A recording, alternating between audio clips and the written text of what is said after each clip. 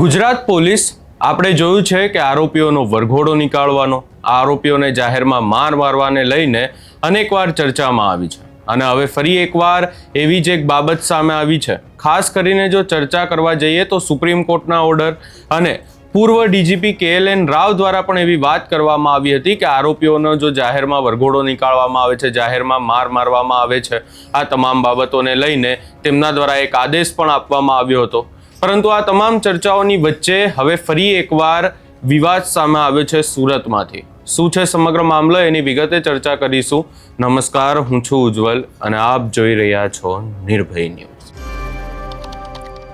સુરત અને ખાસ કરીને સુરતમાં પણ જો વાત કરવામાં આવે ડીસીપી રાજદીપસિંહ નકુમની, તમે ડીસીપી રાજદીપસિંહ નકુમના અનેક વિડીયો જોયા હશે કે જ્યાં તેઓ આરોપીઓને જાહેરમાં માર મારતા હોય છે, કાયદાનું ભાન કરાવતા હોય છે.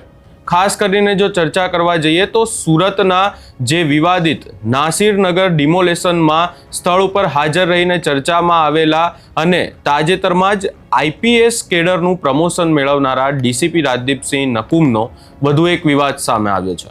ડીસીપી નકુમને જાણે ગુજરાતના ડીજીપી અને સુપ્રીમ કોર્ટના આદેશ લાગુ જ ના પડતા હોય તે રીતે આરોપીઓને જાહેરમાં લઈ જઈ અને ઢોર માર મારતા અનેક સવાલો પણ ઊભા થયા છે. સુરતના સલાબતપુરા વિસ્તારમાં હત્યાના પ્રયાસ કેસમાં ઝડપાયેલા આરોપીઓનું જાહેરમાં સરઘસ કાઢી અને ડીસીપી નકુમ અને તેમના સ્ટાફે આરોપીઓને જાહેરમાં ફટકાર્યા.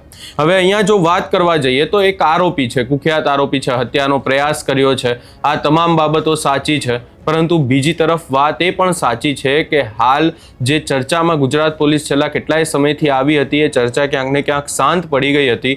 કારણ કે જ્યારથી જ એક આદેશ આપવામાં આવ્યો હતો પૂર્વ ડીજીપી KLN રાવ દ્વારા, ત્યારથી જ ક્યાંક ને ક્યાંક વરઘોડા, જાહેરમાં સરઘસ નીકાળવા, આરોપીઓને માર મારવા, આ તમામ બાબતો શાંત પડી ગઈ હતી. પરંતુ હવે ફરી એકવાર ચર્ચાએ વેગ પકડ્યો. કુખ્યાત આરોપી છે, હત્યાનો પ્રયાસ કર્યો છે, પરંતુ ક્યાંક ને ક્યાંક સવાલો એવા પણ ઊભા થાય છે કે આરોપીઓને પોલીસ બીજી રીતે પણ ક્યાંક ને ક્યાંક સમજાવી શકે છે. આરોપીઓને સમજાવવા માટે કોર્ટ છે, એમને સજા આપવા માટે કોર્ટ છે. પરંતુ આજે આખી બાબત સામે આવી. ખાસ કરીને ખુદ ડીસીપી નકુમે આરોપીઓના વાળ પકડીને 25થી વધુ લાકડીના ફટકા માર્યા હતા.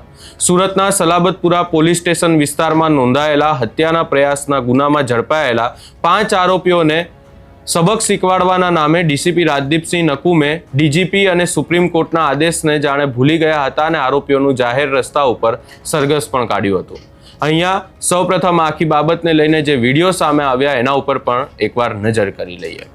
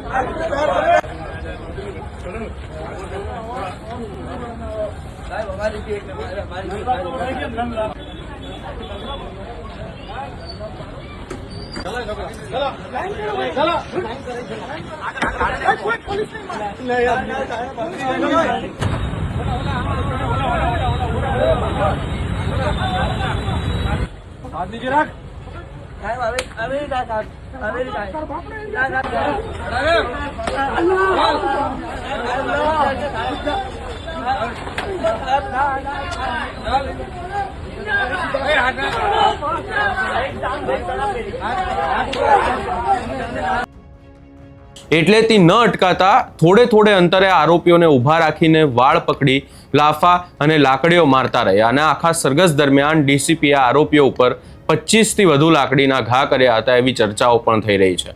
આ સમગ્ર મામલાની બેકગ્રાઉન્ડની વાત કરીએ તો સલાબતપુરાના ખૂનની કોશિશના કેસની તપાસ હાલ એસટીએસસી સેલના એસીપી ચલાવી રહ્યા હતા અને આ દરમિયાન ઝોનના મૂળ ડીસીપી રજા ઉપર ઉતરી જતા તેમનો એડિશનલ ચાર્જ રાજદીપસિંહ નકુમને સોંપાયો હતો.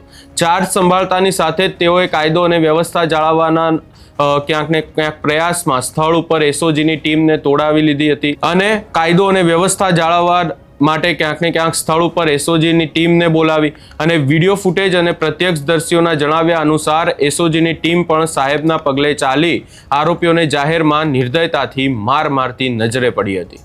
આરોપીઓને માર મારીને ચાલવા જેવા ન રહેવા દીધા અને સોશિયલ મીડિયામાં જે વિડીયો સામે આવ્યો, તમે વિડીયો પણ જોયા, તેમાં ડીસીપી અને અન્ય પોલીસ કર્મીઓ દ્વારા આરોપીઓને એ હદે મારવામાં આવ્યા હતા કે રસ્તા પર સરખા પગ પણ ના માંડી શકે. આરોપીઓને કરગરી રહ્યા હતા પણ પોલીસની લાકડી અટકી ન હતી. તત્કાલીન ઇન્ચાર્જ ડીજીપી KLN રાવે કરેલા પરિપત્રનો ઉલાળ્યો ગુજરાત પોલીસમાં કસ્ટોડિયલ હિંસા અને જાહેરમાં સરઘસ કાઢવાની પ્રથા બંધ કરવા માટે તત્કાલીન incharge DGP doctor KLN Rao દ્વારા એક અત્યંત મહત્વપૂર્ણ પરિપત્ર જાહેર કરવામાં આવ્યો હતો. આપણને બધાને ખબર છે અને આ પરિપત્રમાં સ્પષ્ટ આદેશ હતો કે પોલીસે કોઈ પણ આરોપીઓને જાહેરમાં સરઘસ કાઢી શકશે નહીં, તેમની પાસે જાહેરમાં ઉઠક બેઠક કરાવી શકશે નહીં કે ઘૂંટણીએ ચલાવી શકશે નહીં. આટલું જ નહીં, આરોપીઓ ગમે તેવો ગુનેગાર હોય પણ તેને જાહેરમાં લાત કે લાકડીથી ફટકારી શકાય પણ નહીં. પરંતુ આ તમામ નિયમોની એસી તેસી કરી નાખી રાજદીપસિંહ નકુમે. વર્ષ 2022માં ખેડા જિલ્લાના ઊંઢેલા ગામના નવરાત્રી દરમિયાન પથ્થરમારાના આરોપીઓને પણ પોલીસે થાંભલા સાથે બાંધીને જાહેરમાં લાકડીઓથી ફટકાર્યા હતા અને આ ચકચારી ખેડા ફ્લેગિંગ કેસમાં ગુજરાત હાઈકોર્ટે કડક વલણ અપનાવીને 4 પોલીસ કર્મીઓને કોર્ટના તિરસ્કાર બદલ દોષિત ઠેરવી અને 14 દિવસની જેલની સજા પણ ફટકારી હતી. કોર્ટે સ્પષ્ટ કહ્યું હતું કે કાયદો હાથમાં લેવાનો અધિકાર પોલીસને પણ નથી. અને સુરતની આ ફરી એકવાર ઘટના સામે આવી કે જ્યાં ઉચ્ચ અધિકારીઓ હજી પણ હાઈકોર્ટ કે પછી પૂર્વ ડીજીપીના નિયમોને માની નથી રહ્યા એવું લાગી રહ્યું છે. આજે આખી બાબત સુરતમાંથી સામે આવી, એને લઈ તમારો શું અભિપ્રાય છે એ અમને કમેન્ટ કરી જરૂર જણાવશો ને અમારી ચેનલ નિર્ભય ન્યૂઝને લાઇક, શેર, સબસ્ક્રાઇબ કરવાનું ભૂલશો નહીં.